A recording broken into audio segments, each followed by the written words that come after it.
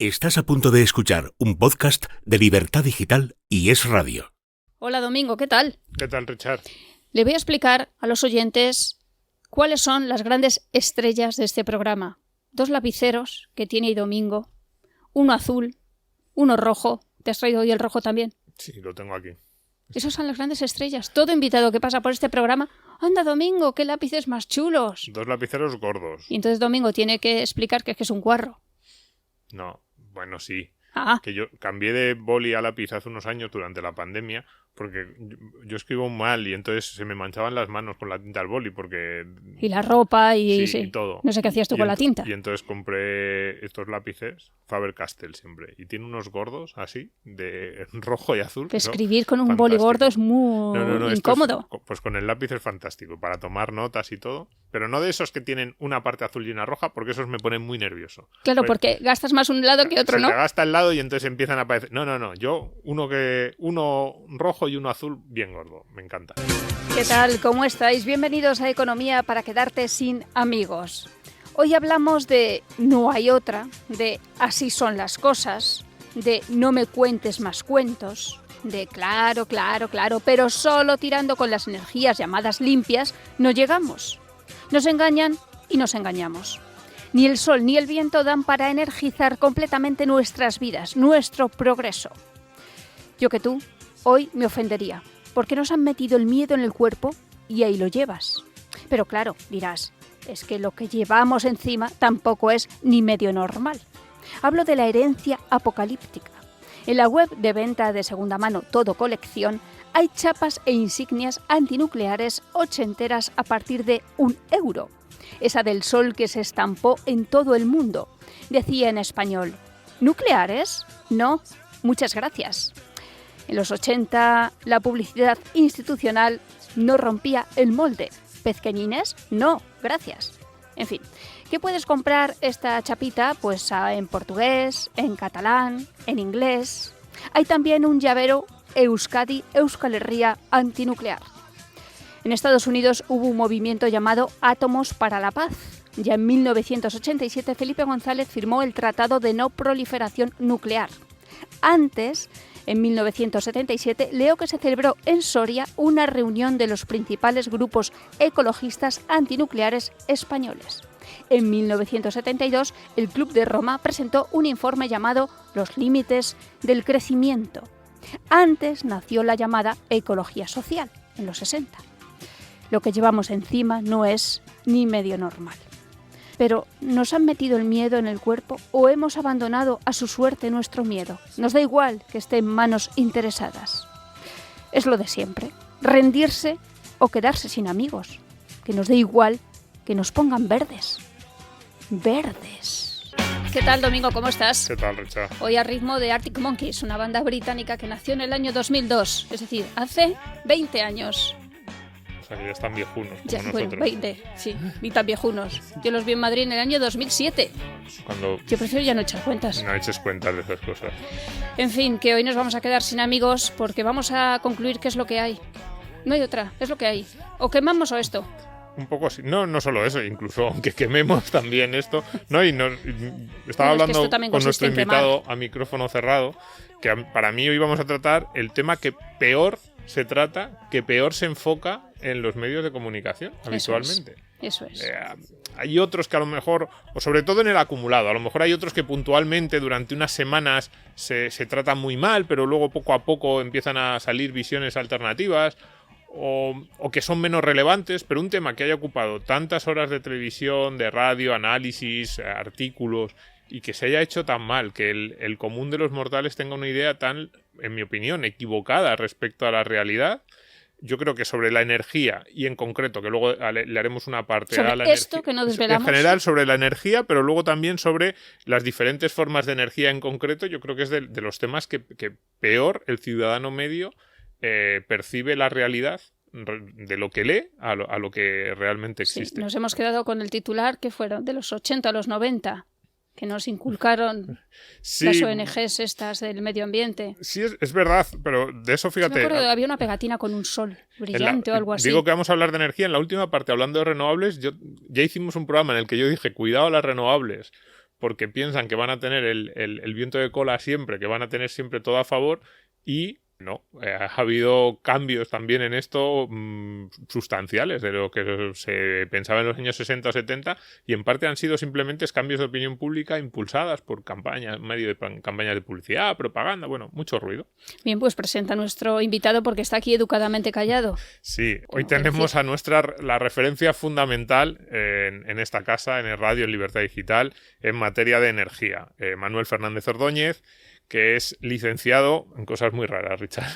Física de Yo lo tengo en casa, o sea licenciado en física de partículas y doctor en física nuclear. Que yo esto de física de partículas no sé ni siquiera si preguntar, porque como pregunte, mi propio desconocimiento y mi incapacidad para comprenderlo va a quedar manifiesta. Especialista en energía nuclear y transmutación de residuos radiactivos y analista de estrategias energéticas, proliferación y desarrollo energético. Hoy viene, además, que es importante, porque acaba de sacar un libro que, a ver, trata mucho de energía, hoy vamos a hablar mucho de energía, pero va más allá. El libro se llama En busca de la libertad y es un planteamiento general de cómo afrontar en este momento así un poco peculiar que nos está tocando vivir esa búsqueda de la libertad y cómo tratar de encontrar espacios, cada uno de nosotros, de más libertad y en general para que la sociedad prospere y para que la sociedad cada vez vaya más. Así que muchas gracias por venir. Y ¿Qué tal, Manuel? En busca de la Bienvenido. libertad, Gaveta Ediciones, ya está disponible a la venta. Ya está disponible a la venta para todo el que quiera comprarlo. Y además, muchísimas gracias, un placer estar con vosotros. dice la Casa del Libro, que entraba esta mañana yo en internet, la visión de un futuro apocalíptico inunda los medios de comunicación. Estamos acabando con nuestro planeta, nuestro estilo de vida es insostenible y el creciente número de seres humanos empeora las cosas a pasos agigantados. Todo ello unido al catastrófico cambio climático ocasionará en el futuro cercano un vasto sufrimiento a millones de personas. Se acercan enormes migraciones, cruentas guerras por unos recursos cada vez más escasos, unas cosechas cada vez más exiguas, fenómenos naturales cada vez más virulentos que originarán una destrucción sin igual. La sociedad ha entendido el problema y, guiada por sus líderes políticos, pide urgencia y firmeza en las soluciones. Hasta aquí estamos todos con los vellos de punta. A mí ya no me vas a quitar el susto en todo el día, digas lo que digas. Pero todo esto tiene un fallo fundamental, que la realidad de los datos no apoya ninguno de los dos mensajes, ni el apocalipsis ni el de la urgencia. La ciencia nos está dando mensajes muy claros y evidentes, pero esos mensajes se desvirtúan de un modo mayúsculo cuando trascienden a la esfera política. El apocalipsis climático es un relato político, no científico. Leído por ti suena mejor que cuando lo escribo yo, la verdad. Sí, efectivamente. Hacemos el audiolibro. La primera parte es lo que cualquiera esperaría leer en cualquier diario o ver en cualquier telediario o leer en cualquier sitio. Porque es lo que vende, ¿no? Pero la realidad es otra. O sea, cuando uno va a mirar los datos, efectivamente, la urgencia no es tal urgencia, ni el apocalipsis es tal apocalipsis, ni nos estamos quedando sin recursos, ni nos estamos quedando sin comida, ni la gente que hay en el mundo ya no cabe, ni somos demasiados, ni somos un virus para el planeta, ni nos vamos a extinguir. Todo esto es absolutamente falso. Lo que pasa que lo otro es el discurso, el mainstream que se han dedicado ciertos grupos de presión en las últimas 6-7 décadas a desperdigar históricamente, y es el discurso que ha calado socialmente, porque además es muy fácilmente vendible, es muy fácil de entender, y es algo que a priori todo el mundo está dispuesto a creer. Pero no es así. Ya. Y esto tiene que ver mucho también con la libertad. Luego vamos a tratar más de energía, pero el libro que se llama En busca de la libertad, la primera parte es más general, y este tipo de mensajes también van dirigidos a recortarnos la libertad. Tenemos que estar pendientes también en estos mensajes y en general no somos ya suficientes. A lo mejor mucha gente piensa, ¿por qué en busca de la libertad? No somos ya lo suficientemente libres, vivimos en una sociedad democrática, más o menos podemos hacer lo que queramos, con comillas. En este programa defendemos atacamos o cuestionamos muchas intromisiones, pero necesitamos ser más libres. Siendo más libres, el problema, nos dirían algunos, es que vamos a generar esos desastres de los que nos hablan. Tenemos que tener cuidado ante estos mensajes poco científicos, precisamente porque son una excusa para recortarnos libertades. Cada cesión que hacemos a los estados, cada derecho que nos dejamos arrebatar, es un paso más que perdemos en favor de nuestra libertad. Y una libertad que estamos regalando a nuestros líderes políticos, que les dejamos tomar decisiones que nos deberían competir exclusivamente a nosotros de manera unilateral, y lo que estamos haciendo es regalarles nuestra libertad, de algún modo, algún tipo de subcontratación que estamos haciendo al Estado, al cual le cedemos la toma de decisiones sobre particulares que afectan directamente a nuestras vidas, pero que hemos cedido, que les hemos dado de manera voluntaria y que va a ser muy difícil recuperar. Cada libertad perdida, cada miligramo de libertad que cedemos, luego cuesta muchísimo esfuerzo recuperarlo o directamente no se recupera nunca. Y desde luego, todo este tipo de discursos apocalípticos que quieren cambiar nuestro modo de vida, que quieren cambiar la forma en la que interaccionamos entre nosotros, que nos dicen qué podemos comer, qué no podemos comer, qué debemos comprar, qué no podemos comprar, cuándo debemos comprar, qué tenemos que estudiar, qué tenemos que leer, qué tienen que estudiar nuestros hijos, si podemos ir en coche, si no podemos ir, cuándo podemos ir, si podemos ir al centro, no podemos ir al centro. Todo esto son decisiones que toman los políticos de manera absolutamente arbitraria, coartando nuestras libertades porque nosotros hemos hecho una dejación de funciones democrática. Hemos renunciado a nuestros derechos como ciudadanos y hemos dejado que los políticos campen a sus anchas y hagan con nosotros lo que queramos. Y insisto, va a ser muy difícil de recuperar. Y que nos sintamos culpables. Por supuesto, porque hacerte sentir culpable es el paso primero para conseguir que hagas lo que ellos quieren que hagas, claro. El pecado original. ¿Y cómo buscamos la libertad? Tu libro se llama En busca de la libertad. ¿Cuál es el camino en esa búsqueda? Pues el camino es admitir de una vez que hay muchísimos conflictos. En particular, yo me refiero en el libro a conflictos medioambientales, fundamentalmente. Y hay muchísimos conflictos que históricamente los estados no han sido capaces de resolver. Conflictos de todo tipo. De migratorios de especies, de extinciones de especies, de problemas con la pesca, sobrepesca. Porque además no son ellos los que los tienen que resolver. No son ellos los que los tienen que resolver. Sin embargo, los estados se han arrogado a sí mismos la potestad de resolver estos conflictos, cuando estos conflictos podrían ser resueltos de manera muchísimo más eficiente y de manera definitiva si se establecían derechos de propiedad sobre los recursos naturales y fueran las personas libres de manera voluntaria interaccionando en el mercado los que pusieran sobre la mesa las herramientas para resolver esos conflictos. Esto se ha hecho muchas veces en todo el mundo y con muchísimos conflictos, porque lo que sí que se ha demostrado claramente es que cuando se implementan las políticas centralizadas, las políticas estatales de elegir ganadores en un conflicto y el Estado se posiciona de parte de uno de los dos del conflicto, da igual cuál sea la parte, la otra parte no se va a quedar de brazos cruzados. Y lo que va a hacer es seguir peleando porque cree que tiene derecho sobre ese conflicto y como mucho lo que sucederá es que cuando el gobierno cambie de color y cambie de bando, entonces el gobierno se posicione del lado del otro y estemos continuamente cada 4 años jugando un partido de tenis en el cual se elige ganador pero jamás se resuelve el conflicto, ¿no?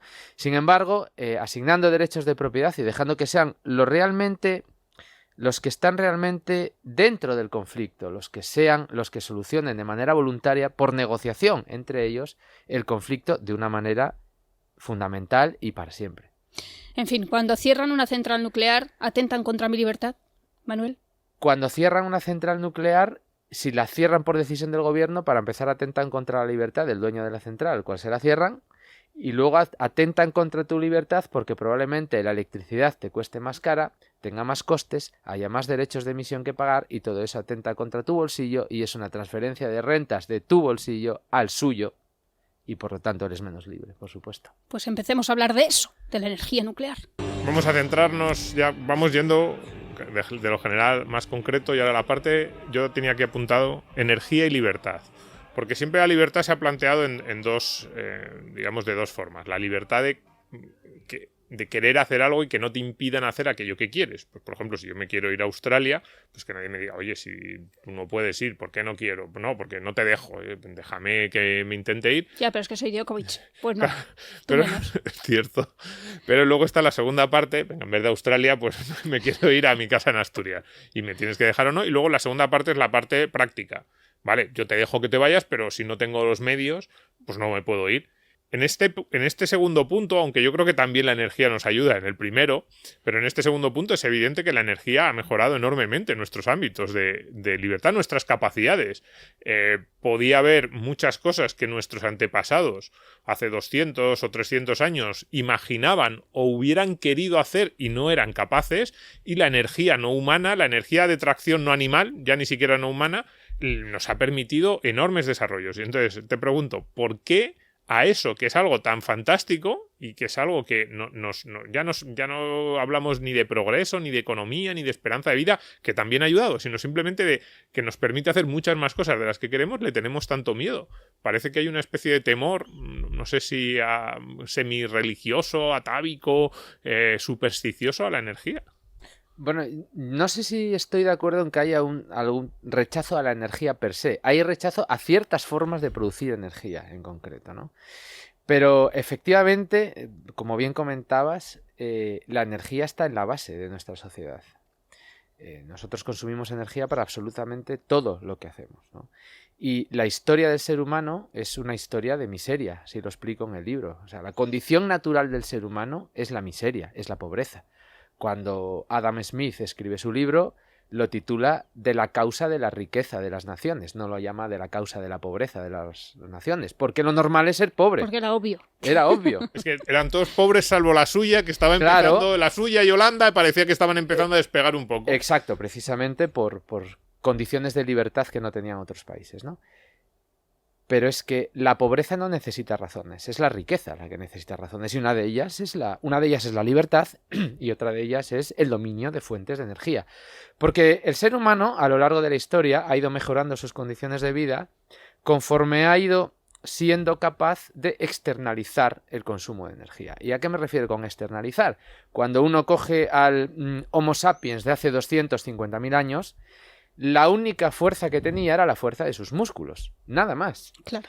Y un ser humano, para que nos entendamos, pues es capaz de desarrollar una potencia aproximada de 50 vatios, pues, lo de una bombilla.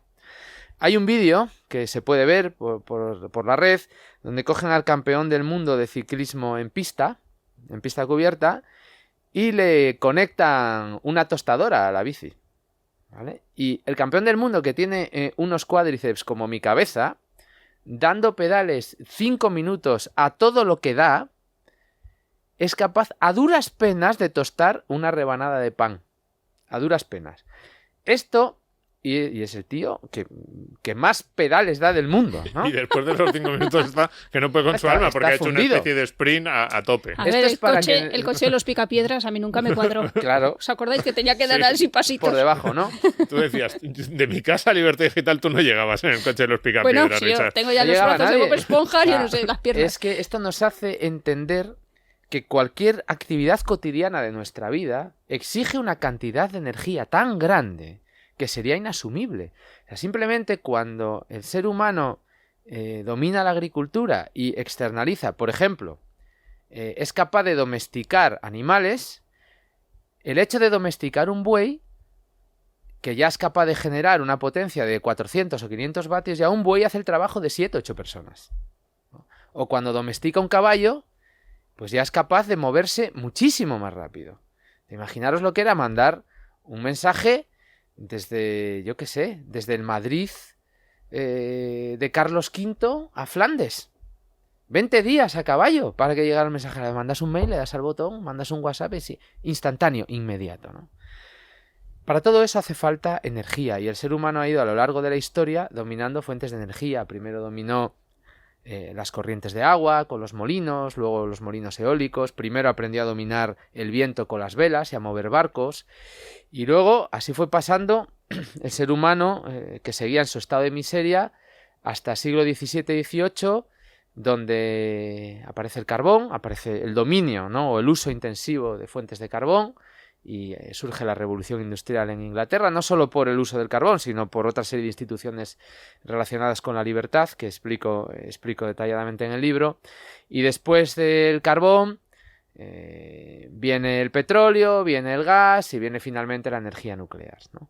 Y todo esto lo que ha hecho es que las sociedades hayan sido capaces de consumir cada vez cantidades más ingentes de energía e irse desarrollando e ir haciendo frente al progreso, porque al final no consumimos energía porque somos ricos, sino que somos ricos precisamente porque hemos consumido grandes cantidades de energía.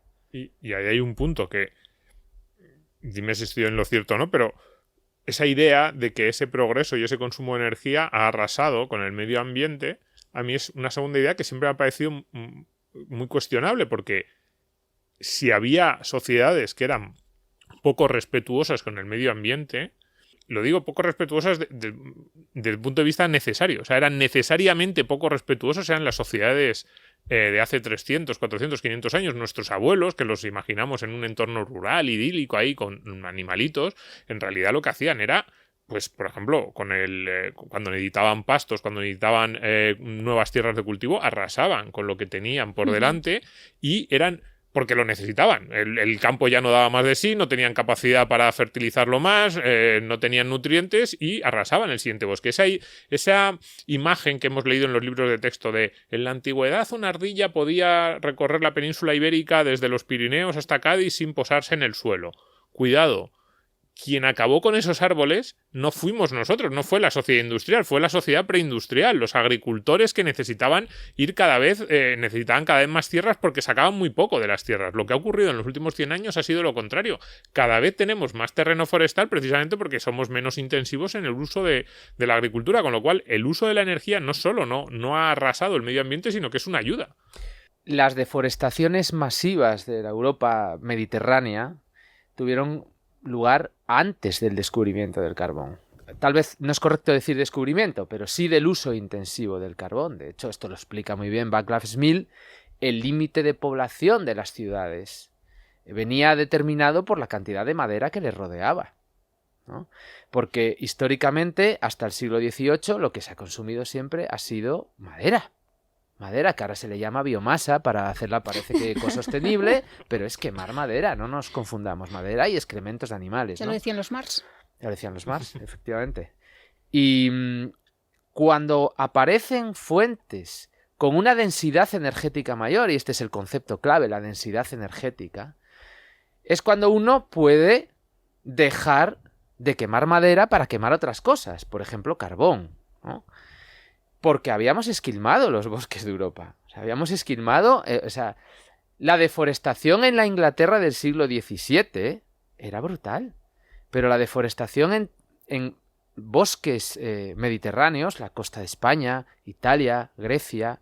Era brutal la deforestación porque habíamos quemado todos los árboles pues para alimentar nuestras sociedades, ¿no? La conquista de nuevas fuentes de energía hace poder seguir progresando, poder seguir creciendo económicamente, a la vez que reducimos nuestros impactos sobre los ecosistemas. Un ejemplo clásico, por ejemplo, son las ballenas, ¿no? Las ballenas se cazaban porque eran un recurso espectacular, su aceite, para las lámparas, para los candiles, porque era un aceite que al quemarse no producía olor.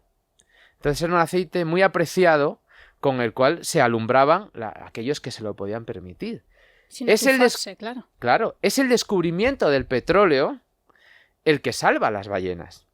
De repente las ballenas dejan de tener una utilidad, ya nadie quiere el aceite de las ballenas porque hay un sustituto. Esta es la historia de la humanidad. Como Julian Simon nos decía, los recursos naturales son infinitos en el sentido de que el último recurso de todos es el ser humano, que es el que con su cerebro convierte las cosas que no eran recursos en recursos.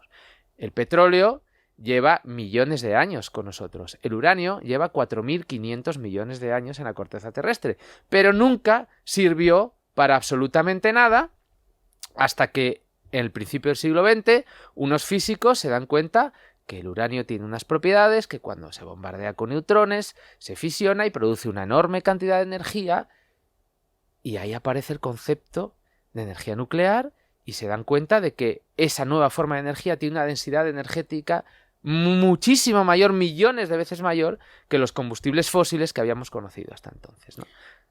Con la nuclear hemos topado. Sí. Seguimos. Venga.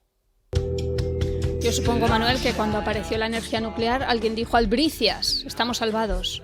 Claro, de hecho el origen de la energía nuclear La energía nuclear tiene un origen que es bélico, y es un origen que no podemos negar, y ese es el pecado original de la energía nuclear. Por eso, desde el principio, para ciertos grupos de presión, fue muy fácil enarbolar discursos en contra de la energía nuclear simplemente con enarbolarlos en contra de su factor belicista, ¿no? Pero la energía nuclear tiene enseguida, la componente civil se desmarcó de la componente militar y ya en los años 50, principios de los años 50, aparecen los primeros reactores que producen electricidad, ¿no? Y los primeros reactores en países como Reino Unido, Estados Unidos y también la Unión Soviética, en reactores que se acoplan a la red eléctrica y producen electricidad, y aparece el uso civil de la energía nuclear. Y tiene el pecado original consigo mismo, y fue muy fácil atacarla desde el principio, pero efectivamente cuando apareció, la gente, los científicos pensaron, bueno, tenemos la fuente inagotable de energía, ¿no? Porque su densidad energética es tan grande que con una pastilla de combustible de uranio, que es una pastilla del tamaño de un dado de parchís, para que nos hagamos una idea, con una pastilla del tamaño de un dado de parchís podemos producir la electricidad que consume cada uno de nosotros durante 20 años. Y con 20 de ellas, que ocupan como, no sé, el tapón de una botella, pues produciríamos la electricidad que consumimos cada uno de nosotros toda nuestra vida. Entonces, claro, si comparamos el tapón de una botella con la cantidad de árboles que habría que quemar para producir la misma cantidad de electricidad durante toda nuestra vida, pues uno podría entender que nuestro nivel actual de vida y nuestro nivel de progreso sería imposible con fuentes de energía tradicionales, si no tuviéramos los combustibles fósiles y la energía nuclear. Ya, pero luego llegó en el 86 Chernóbil. Luego llegó en el 86 Chernóbil. Que ya vino a apuntalar lo de la bomba atómica. Exacto. Y entonces ya la Pero energía nuclear... ¿Chernóbil fue el punto de inflexión o ya antes había, yo creo, ataques a la energía nuclear? Porque a mí me da la sensación de que ya incluso venía de antes. Había ataques a la energía nuclear de antes.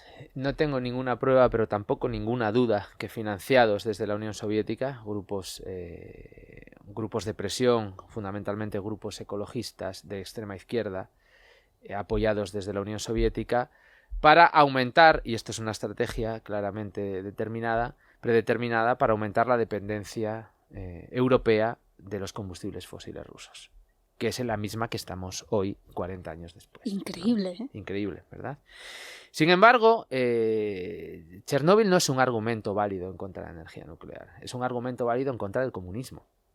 Pero no es un argumento válido en contra de la energía nuclear. Era una central nuclear con gravísimos errores de diseño, conocidos por los diseñadores, conocidos por el régimen soviético, ocultados a sus propios operadores y a la opinión pública, por supuesto. Un accidente nuclear generado casi que a posta por los operadores que estaban allí, que desconectaron varios sistemas de seguridad del reactor para hacer una prueba que nunca debieron haber hecho.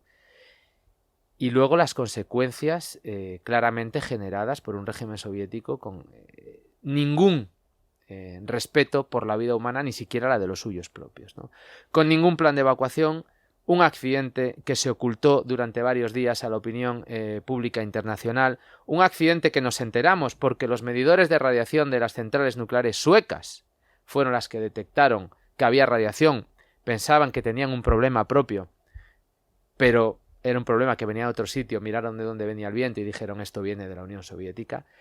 Les preguntaron, la comunidad internacional, lo negaron desde el Kremlin hasta que desde Estados Unidos se dijeron os ha pasado algo en la central nuclear de Chernóbil y ya lo admitieron. El día 1 de mayo, 5 días después del accidente, en Moscú se celebró el desfile del 1 de mayo como si no hubiera pasado nada. Tardó 2 o 3 días en desalojarse la ciudad de Pripyat, que estaba al lado de la central.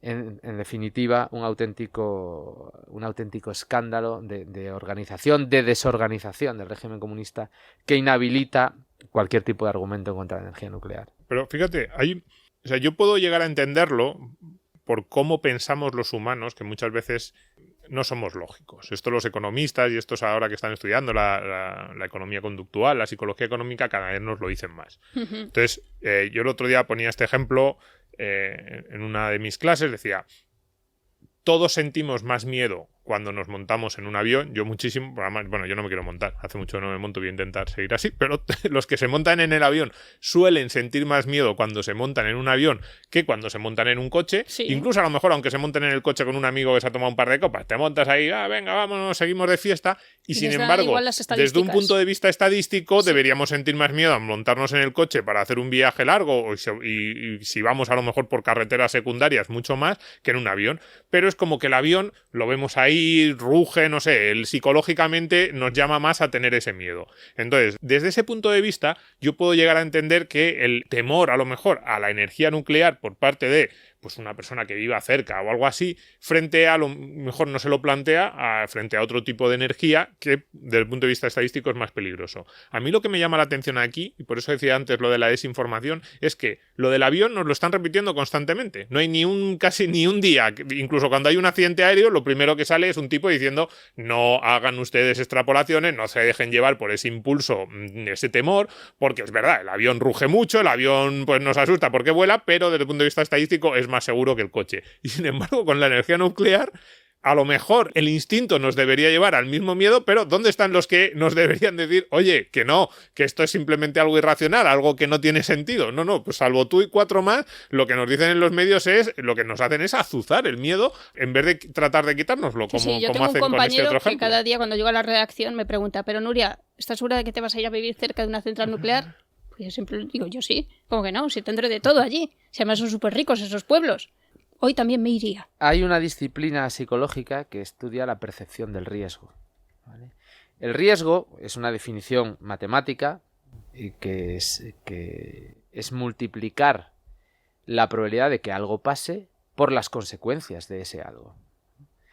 El riesgo de la energía nuclear es pequeñísimo, pequeñísimo, pero la percepción del riesgo que tiene la gente es enorme. Porque el riesgo, la percepción del riesgo, es irracional.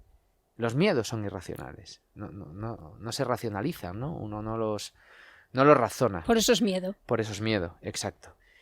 Uno puede ir por la M30 tranquilamente, a 90 km por hora, mandando WhatsApps en el móvil. Todos lo vemos todos los días por la M30 y no lo consideran para nada arriesgado. ¿Por qué? Porque creen que tienen el control de la situación. Ellos van conduciendo su coche y ellos controlan la situación, que es lo que no pasa cuando vas en avión, que no pilotas tú. Pilota otro. Entonces vas ahí Gracias a Dios. como vendido. No, gracias a Dios, No, que pero pilota es que otro. yo una vez Efectivamente. escuché que una de las cosas que se hacen con la gente que tiene mucho miedo es que los llevan a la cabina o les tratan de mostrar lo que allí ocurre para quitarles ese miedo. Me pareció Sí, buena buena idea. estrategia. Sí, sí. Sí, es algo absolutamente irracional. Lo que pasa es que los medios de comunicación y los políticos y los grupos de presión aprovechan ese miedo irracional para venderte sus discursos. Pero ¿cuántas fugas ha habido en una central nuclear en un país civilizado, democrático? En el mundo ha habido 3 accidentes radiactivos, 3 accidentes nucleares. Uno fue en la central nuclear de 3 Mile Island en Estados Unidos en el 79. Ninguna víctima. El otro fue Fukushima 2011, 4 reactores nucleares, 3 y una piscina de combustible. Pero por un tsunami. No lo Ocasionado, olvidemos. por supuesto, por el mayor terremoto de los últimos siglos en Japón. Un tsunami, un terremoto con posterior tsunami que Sí. ha matado a cerca de 18.000, 19.000 personas, que a día de hoy se sigue conociendo como el terremoto de Fukushima. Por eso te lo decía, Manuel. 0 muertos por el accidente nuclear. 0 muertos por el accidente nuclear. Y luego está Chernobyl, que ya hemos hablado de él, ¿no? Las cosas se miden, porque si no se miden no se saben. Hay un parámetro, que es público y es conocido, que mide el número de muertes por unidad de energía producida. Y así podemos saber cómo de seguras son todas las fuentes de producción de electricidad. Bueno, la energía nuclear es la más segura de todas al mismo nivel que la energía eólica. Y más segura, o sea, produce menos muertes por unidad de energía producida que la energía solar, que la energía de biomasa, que la energía hidráulica, por supuesto, cada vez que se rompe una presa, ¿no? Imaginaos la de muertes que hay, y por supuesto muchísimo más segura que los combustibles fósiles. Muchísimo más. Por tanto, el miedo es irracional y los datos están ahí para el que los quiera ver. Pero los medios de comunicación explotan la otra parte irracional del discurso, claro. Correcto. Siguiente mito. Residuos. lo que nos dicen pero es que claro, no tienes en cuenta o las muertes que pueden llegar a provocar los residuos en el larguísimo plazo, porque esos residuos son casi eternos, o el coste que tienen mantener esos residuos, o los peligros asociados a la gestión de los residuos. ¿A cuánta gente ha tenido que sufrir algún tipo de daño por la gestión de los residuos radiactivos en España, que tenemos energía nuclear desde hace más de 40 años? Nadie, nunca, jamás. ¿Por qué? Porque los residuos radiactivos son un material muy peligroso, pero que sabemos gestionar. Y los residuos radiactivos son radiactivos precisamente porque decaen con el tiempo. Es que van a vivir no sé cuántos miles de años, sí, pero no sé cuántos miles de años es menos que para siempre. ¿Qué es lo que viven el resto de residuos que tiramos a la atmósfera? Que esos viven para siempre y están ocasionando los problemas que estamos viviendo ahora mismo, ¿no? Los residuos están solucionados. O sea, en España, en todo el mundo, los residuos se clasifican según su nivel de peligrosidad, su nivel de radiación, ¿no? Hay residuos de media, de baja y de alta actividad. Los residuos de media y baja tienen una solución definitiva en España desde hace ya décadas con el repositorio de residuos del Cabril, que está en la provincia de Córdoba. Allí se almacenan los residuos de media y baja y van a estar allí durante un periodo de aproximadamente 300 años y luego habrán decaído a nivel de radiactividad natural, ¿vale? Y los residuos de alta, no existe una solución en España por motivos políticos y por motivos ideológicos. Pero otros países, como por ejemplo Finlandia, que ya está construyendo su almacén geológico profundo de Onkalo, que entrará en operación en los próximos 3 años más o menos, y Suecia ya tiene los permisos para empezar la construcción de su almacenamiento geológico profundo, tienen completamente resuelto la problemática. O sea, no hay permisos para acabar un hoyo. No hay permisos para acabar un hoyo. Porque básicamente, sí, a los que no sabemos nada de estas cosas, los almacenes de residuos son un hoyo enorme de hormigón. Eso es lo que nos imaginamos, como una especie de hoyo enorme, al final del cual hay una habitación de hormigón y ahí los meten. Se busca un material, una formación geológicamente estable, normalmente material granítico, en el caso de Finlandia y de Suecia, falla de un que lleva millones de años siendo absolutamente estable desde el punto de vista geológico, y allí, en una mina, los residuos se bajan en contenedores especiales, que tienen una tecnología especial, se rodean de bentonita, etcétera, etcétera, y allí se almacenan. En el momento en que están almacenados, ese almacén se cierra, se clausura y no tiene ningún tipo de mantenimiento. Además, ahora, Manuel, se puede reutilizar el uranio, ¿no? Por supuesto, el uranio se pudo reutilizar desde el principio, lo que pasa es que nunca hizo falta y nunca se desarrolló de manera masiva, pero tenemos reactores nucleares capaces de utilizar no solo el uranio 238, que no estamos utilizando para nada ahora, ¿no?, en los reactores nucleares convencionales, comerciales que tenemos, sino que son reactores nucleares que son capaces de reciclar los residuos radiactivos de los reactores de las flotas actuales que tenemos. Esos reactores existen, como os decía, desde los años 50. Existen. Y se han utilizado durante años, ¿no? En Rusia, por ejemplo, tienen un reactor que lleva consumiendo combustible MOX, que es un óxido mixto de uranio y plutonio reciclado de centrales nucleares desde los años 80. Y está en funcionamiento, y hay muchos otros en el mundo, ¿no? O sea, es una tecnología existente y probada. Y otra cuestión, yo aquí de abogado del diablo, no asumen sus costes. Las centrales se han beneficiado de alguna subvención en el inicio, luego no asumen el coste de la gestión de los residuos, otro tipo de costes, y son rentables o parecen una tecnología relativamente barata porque, pues eso, no se les aplica toda la factura que se les debería aplicar. Si se les aplicara, serían menos rentables que las demás fuentes de energía y por tanto se cerrarían. Ojalá todo fuera tan fácil de refutar como esto, porque solo hay que ir al BOE y mirar la ley. Y allí viene claramente escrito quién paga la gestión de los residuos radiactivos, que son los que los producen. En este caso, las eléctricas dueñas de las centrales nucleares. Ya está, no hay más discusión. Interesa seguir alimentando el mito contrario, pero solo hay que ir al BOE y leer. Lo que pasa realmente es lo contrario. Que la energía nuclear y las centrales nucleares en España en particular están sujetas a una persecución fiscal asfixiante. Es la fuente de energía que más impuestos se le ponen.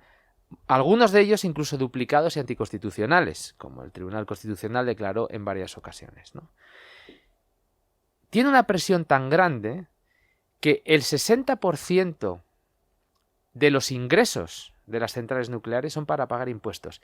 Y estos impuestos se imponen sobre la venta de energía, no sobre los beneficios. El 60% de los ingresos por venta de energía. Esto hizo que, por ejemplo, en el año 2020 las centrales nucleares en España estuvieran en flujo de caja negativo.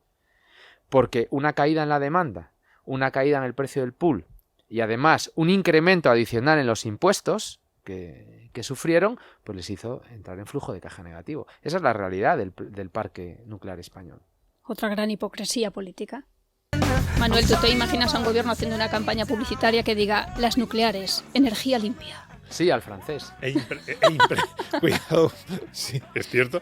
E imprescindible. Y al inglés, y al americano, y al chino. A todos esos me los imagino, y al canadiense.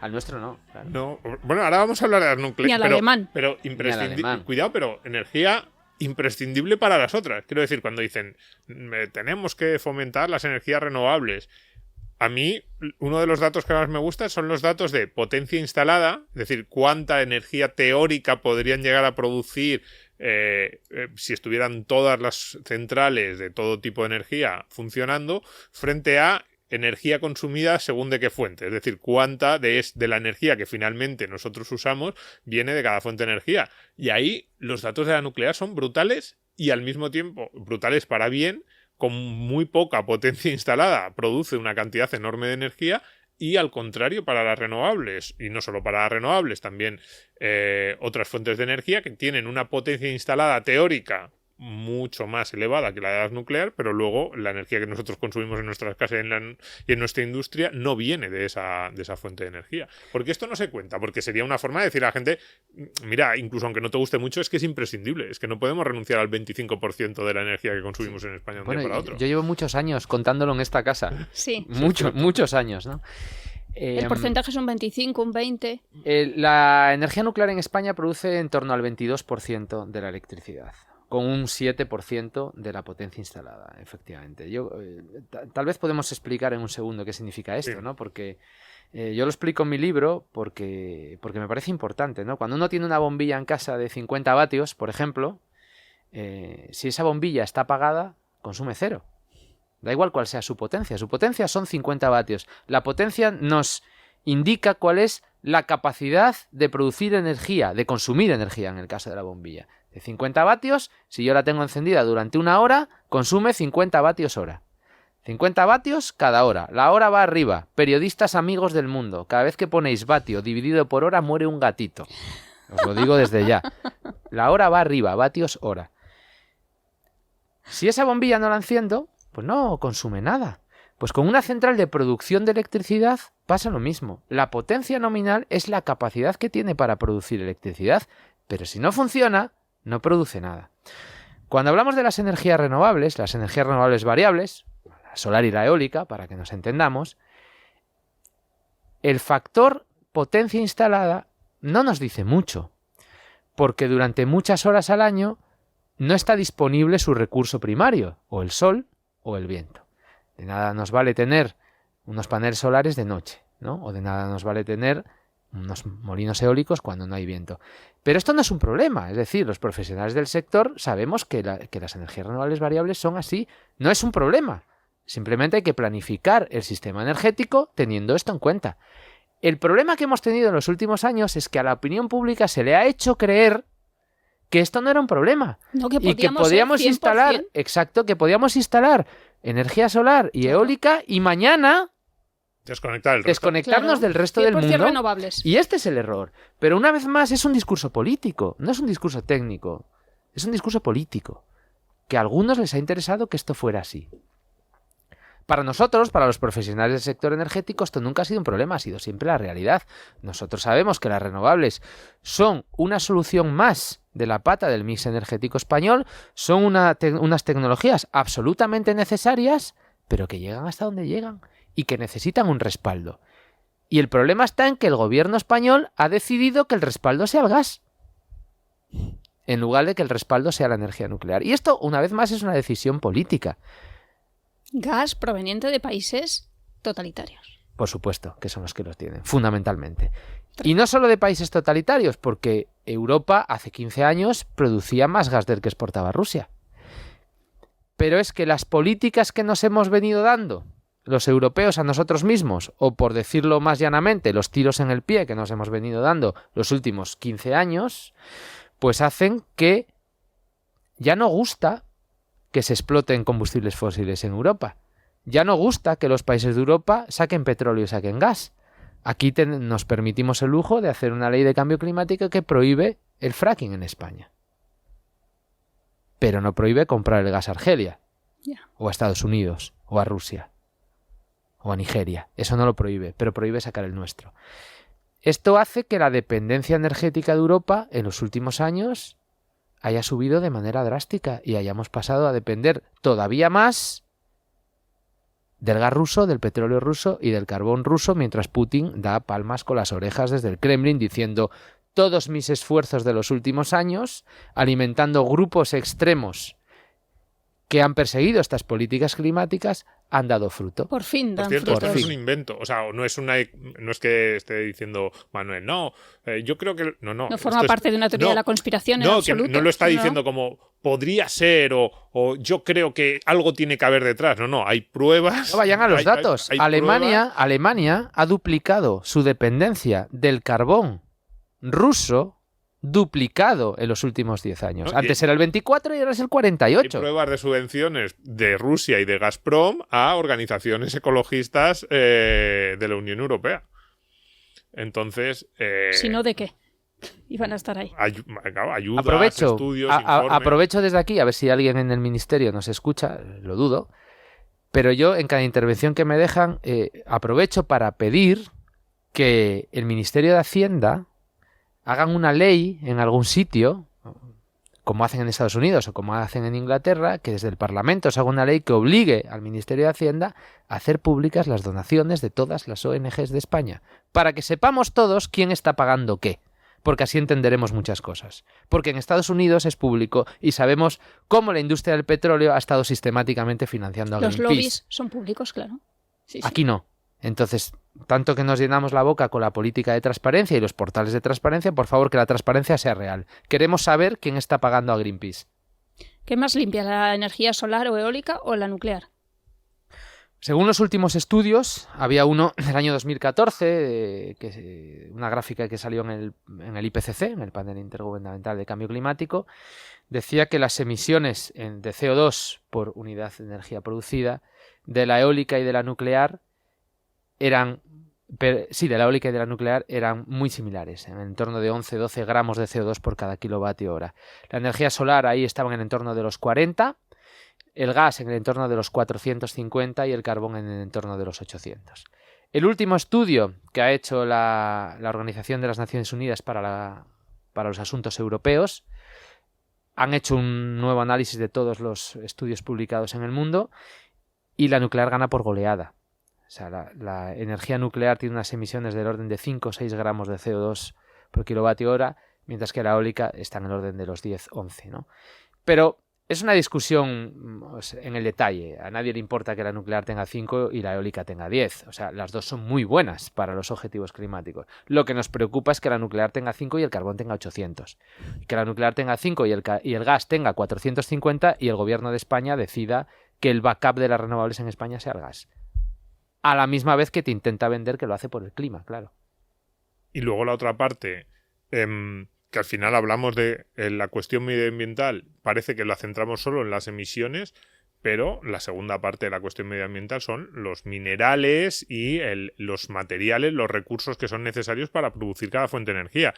Yo, por pura intuición, siempre me ha dado la sensación de que la nuclear también en eso era casi la que menos otras cosas necesitaba para funcionar.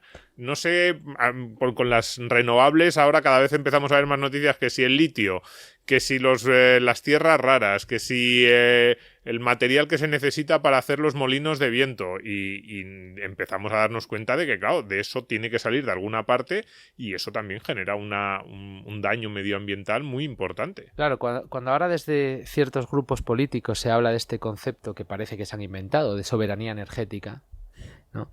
La soberanía energética, y se refieren fundamentalmente a la instalación masiva de renovables, claro, las renovables te dan soberanía energética cuando el panel ya lo tienes instalado.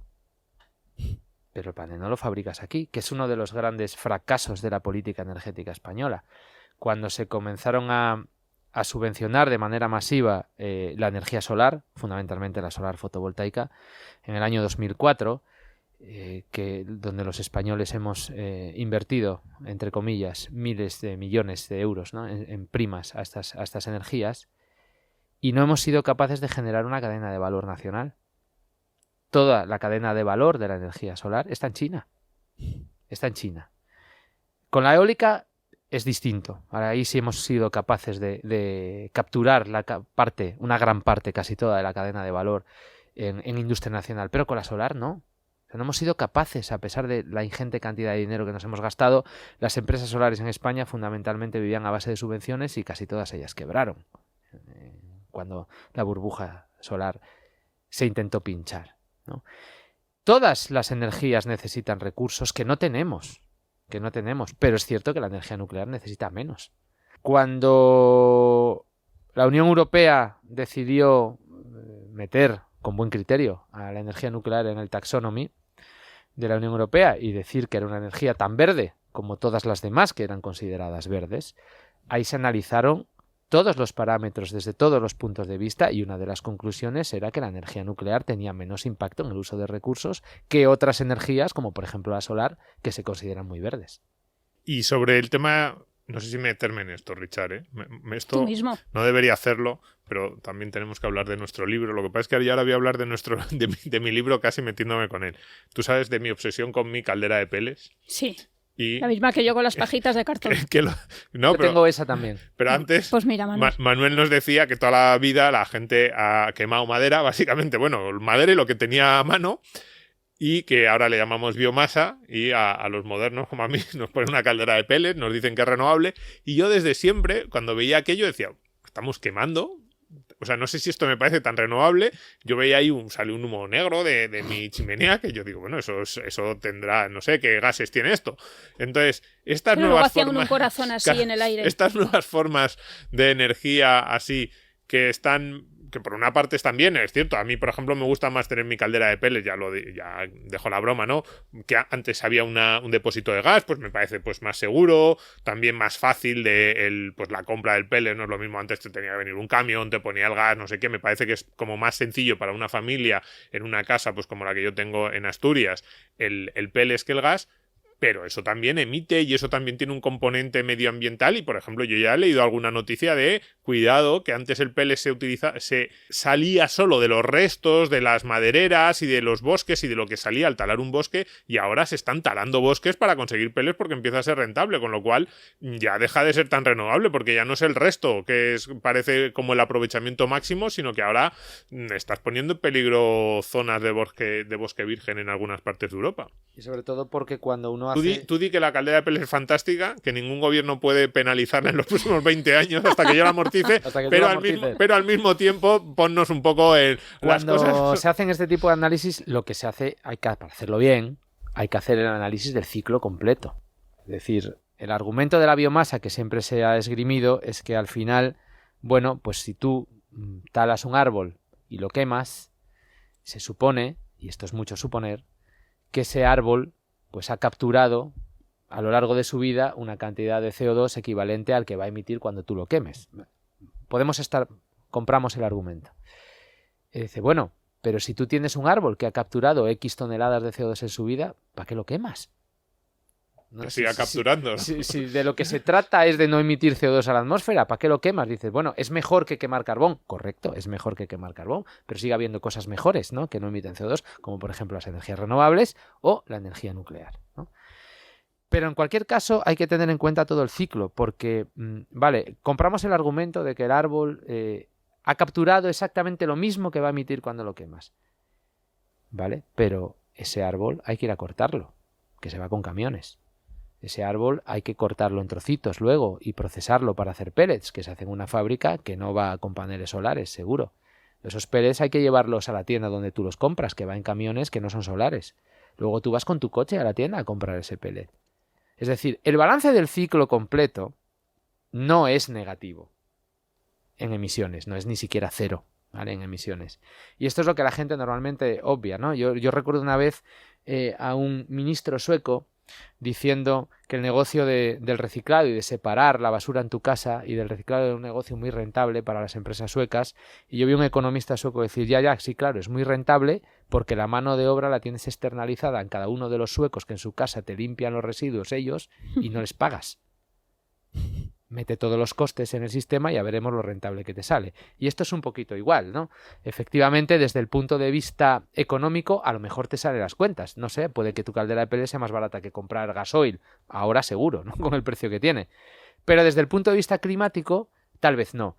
Y ya cuando tienes centrales de biomasa que lo que se dedican es a traer madera de Sudamérica en barco que va a diésel para luego tú quemarla en tu central en Europa, pues eso ya sí que no. De hecho, hay estudios de la Unión Europea donde a la biomasa le dan unas emisiones similares al carbón. ¿Cómo te quedas, Domingo? No me fastidies el tenis.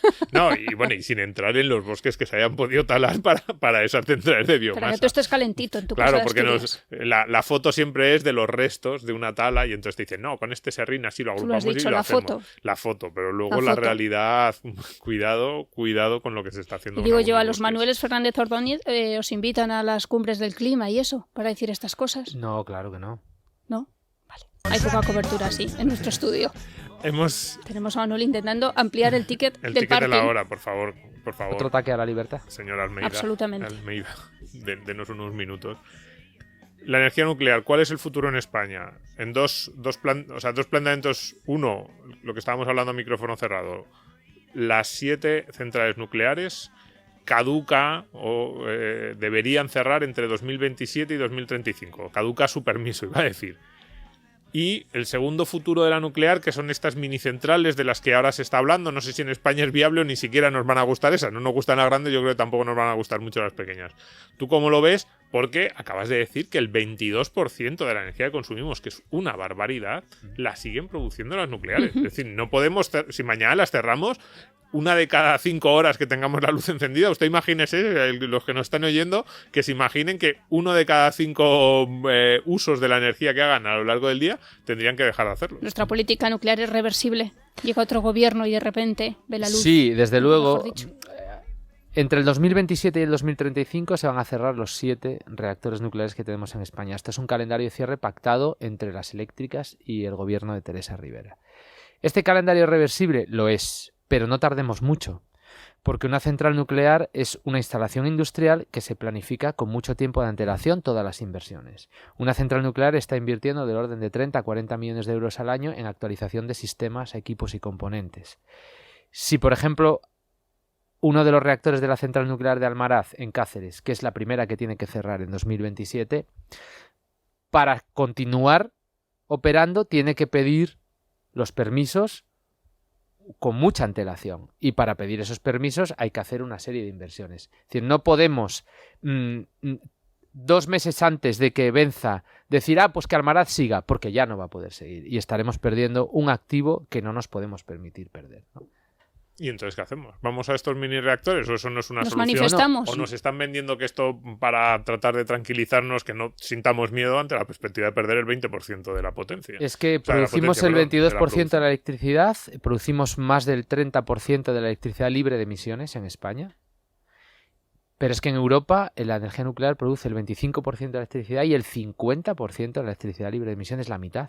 O sea, si mañana cerramos las centrales nucleares de Europa, es como si no hubiéramos instalado ninguna renovable en los últimos 20 años. Sería exactamente lo mismo. O sea, es un tiro en el pie de magnitudes inenarrables, ¿no?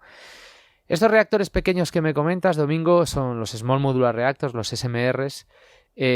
Son reactores, es un nuevo concepto, ¿no? La industria nuclear es una industria en permanente evolución y en permanente desarrollo. Lo que pasa que nosotros en España hemos decidido políticamente que la energía nuclear no nos gusta y permanecemos al margen de estos esfuerzos internacionales en desarrollo, ¿no? Como país, en general, la industria española es una industria muy reconocida a nivel internacional y las empresas nucleares españolas tienen contratos en todos estos nuevos reactores y en todos estos nuevos proyectos de construcción de reactores en todo el mundo. La industria española está muy presente en todos ellos y además de muy valorada, nuestros técnicos y nuestros ingenieros. Estos reactores están llamados a ser el futuro por muchas razones. La primera porque son pequeños, son modulares, pueden ser fabricados en serie, en fábricas, con lo cual la reducción de costes será brutal.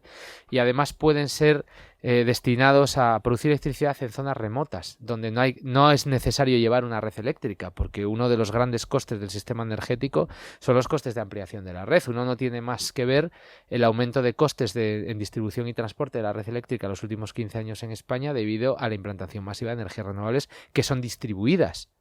Y por tanto hay que hacer crecer la red a medida que crecen las energías, ¿no? Esto no pasaría con los reactores modulares. Pueden ser adoptados por industrias que necesiten fuentes de calor, pueden ser utilizados para la desalinización, allá donde no hay agua potable, pueden ser utilizados para la producción de hidrógeno, como fuentes de calor de cogeneración en multitud de procesos industriales que ahora se realizan con combustibles fósiles, pueden ser utilizados para el transporte, de hecho lo son, para el transporte, por ejemplo, submarinos nucleares, ha habido desde hace décadas, pero pueden ser adoptados para los barcos, por ejemplo, donde el diésel no tiene ahora mismo sustituto, ¿no? Qué bueno, Domingo? Sí, a mí... Bueno, ahora terminando el programa, el mensaje es todo esto tan fantástico que nos ha dicho. Es verdad, cuando decía yo antes, cuando leía sus títulos, ¿no? Esto de licenciado en física de partículas. Hay mucha gente que a los que no somos de ciencia nos suena a un poco a marciano, al espacio, a alguien que está haciendo cosas tan raras. Fabuloso. Pero nos lo ha ido explicando aquí cómo eso se aplica a nuestra vida.